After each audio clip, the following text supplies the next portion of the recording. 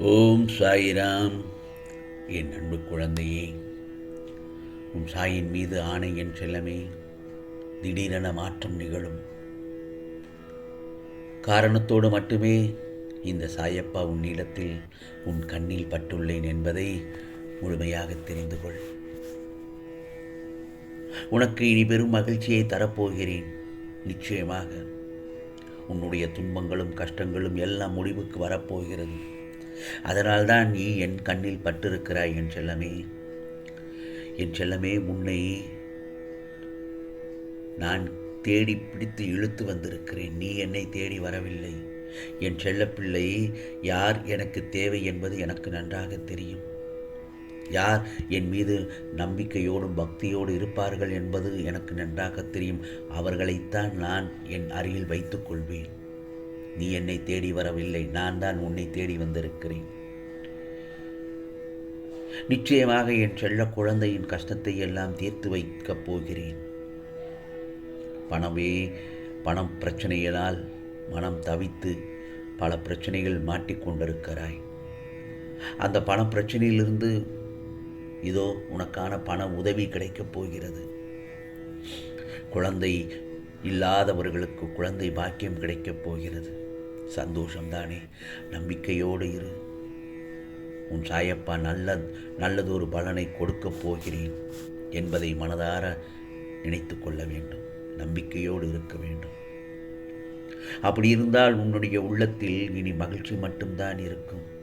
உன் இல்லத்தில், உன் வீட்டில் நல்லதொரு நிலைமைதான் உன் குடும்பத்தினர் அனைவருக்கும் அள்ளி அள்ளி கொடுக்கப் போகிறேன். அதனால்தான் என் கண்ணில் பட்டாய் என் செல்லமே நீ. அதனால்தான் நான் சொல்வதை நீ கேட்டுக்கொண்டிருக்கிறாய். என்னுடைய பேச்சை கேட்பது சாதாரண விஷயம் அல்ல. என் பேச்சை இன்று நீ கேட்க வேண்டும் என்றால் நிச்சயமாக நான் சொல்வதை நீ கேட்டுத்தான் ஆக வேண்டும். புரிகிறதா? உன் வாழ்வில் இதுவரை பட்ட துன்பங்கள் எல்லாம் தொலையப் போகிறது. கஷ்டங்கள் அனைத்தும் மறையப் போகிறது. எதற்கும் கலங்காதே. ஆனால் காத்து கொண்டிருக்க வேண்டும். ஒவ்வொரு நொடியும் இனி இன்பம்தான் என் செல்லமே. நீ என்னிடம் வைத்த பிரார்த்தனைக்கு நான் செய்யும் கைமாறு இது. எனவே உன்னுடைய அன்பான வாழ்க்கையை இனிதாக இனிமையாக வாழத் தொடங்கு. வசந்த காலம் ஆரம்பித்து விட்டது. உன்னுடைய செயல்கள், சொல் அனைத்தும் வலுப்பெறும். அதாவது எங்கும் எடுபடும். வாழ்க்கையில் இழந்த அனைத்தும் பெறப்போகிறாய். அப்படி என்றால் உனக்கு நிம்மதிதானே? சந்தோஷம்தானே? உன் உள்ளம் மகிழ்ச்சி பெறும் தானே? உன் இல்லத்தில் மகிழ்ச்சி விளையாடும் தானே? சந்தோஷமாக இரு என் செல்லமே. நான் சொல்வதெல்லாம் என்ன தெரியுமா? எதையும் சரியாக பயன்படுத்திக் கொள். உனக்கென்று கொடுக்கப்பட்டதை சரியாக பயன்படுத்திக் கொள். தன்னம்பிக்கையை மட்டும் இழந்து விடாதே. உனக்கான இலக்கை நோக்கி போய்கொண்டே இரு. பலனை எதிர்பார்க்காதே. ஏனென்றால் இந்த சாயை உன்னை வெற்றி பாதையில் தான் அழைத்துச் செல்கிறேன் என்பதை நீ மனதார ஏற்றுக்கொள்ள வேண்டும். நீ பாதை தடுமாறும் சமயத்தில் உன்னை கைதூக்கி பிடித்து நேர்பாதையில் செல்லச் செல்வேன். அதற்காகத்தானே உன் அருகே வந்து கொண்டே இருக்கிறேன். உன் பின்னாடி வந்து கொண்டே இருக்கிறேன். நீ செல்லும் இடமெல்லாம் நான் இருப்பேன். உனக்கு முன்பாகவே வந்து உனக்கு நான் அருள் பாலிப்பேன். தடைகள் வரலாம். அந்த தடைகளை எப்படி நிவர்த்தி செய்யலாம் என்பதற்கான நல்லதொரு திட்டங்களையும் உனக்கு நான் சொல்லித் தருவேன். ஆபத்திலிருந்து காக்க நான் இருக்கிறேன். கண்ணீர், கவலை எல்லாம் இனி உனக்கு வரவே கூடாது. வழி தெரியாத பாதையில் நீ சென்றாலும் உனக்கு வழிகாட்டியாக நான் வருவேன் சொன்னது போல. என் செல்லமே, மனதில் உள்ள குழப்பங்களை எண்ணி கவலைப்பட வேண்டாம். எல்லாம் சரியாகிவிடும். என் மீது நம்பிக்கையுடன் இருப்பவர்களை நான் ஒருபோதும் கைவிட மாட்டேன். என் வாக்கு என்றும் பொய்யாகாது. நிச்சயமாக வாழ்வில் முன்னேற்றம் அடைவாய் என் செல்லமே. உன்னை படைத்தவனுக்கு எனக்குத்தான் தெரியும் என் செல்ல குழந்தை எவ்வளவு பாரம் சுமக்க முடியும் என்று. ஒவ்வொரு விடியலும் ஒன்றை உணர்த்தி கொண்டேதான் இருக்கும் இந்த பிரபஞ்சத்தில். ஆகவே உனக்கான மீண்டும் நல்லதொரு வாய்ப்பு இருக்கின்றது. இந்த வாய்ப்பு தவறிவிட்டால் கவலைப்படாதே. உடனே அடுத்த வாய்ப்பு எப்பொழுது வரும் என்று எதிர்பார்த்து காத்திரு. அந்த வாய்ப்பை தவறவிடாமல் பெற்றுக்கொள்ள நீ தயாராக இருக்க வேண்டும். அந்த வாய்ப்பை எப்படி பயன்படுத்தி கொள்ள வேண்டும் என்பதற்கு நீ தயாராக இருக்க வேண்டும். பல வாய்ப்புகள் வரலாம், பல வாய்ப்புகள் வெற்றி பெறாமல் தவறி போகலாம், பல வாய்ப்புகள் நல்லதொரு வெற்றி வாய்ப்பினை உனக்கு அள்ளித்தரலாம். ஆகவே அந்த வாய்ப்பினை சரியாக பயன்படுத்திக்கொள்.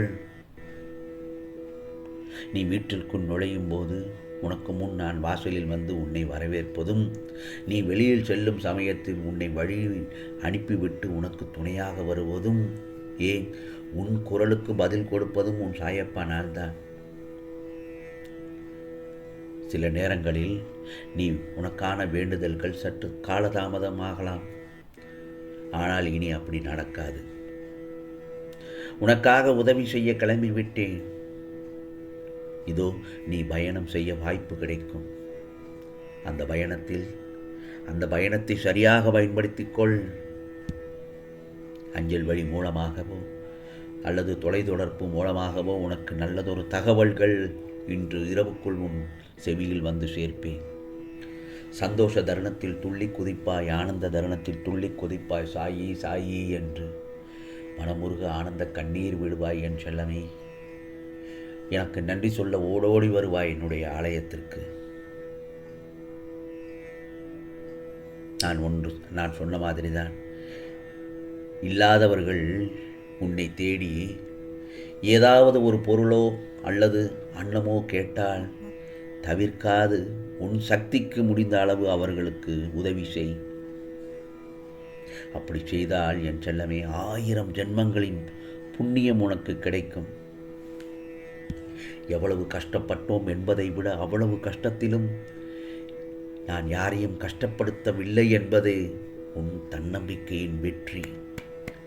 நம்பிய ஒவ்வொருவரும் ஒரு அருமையான பாடத்தை உனக்கு கற்றுத்தருகின்றனர்.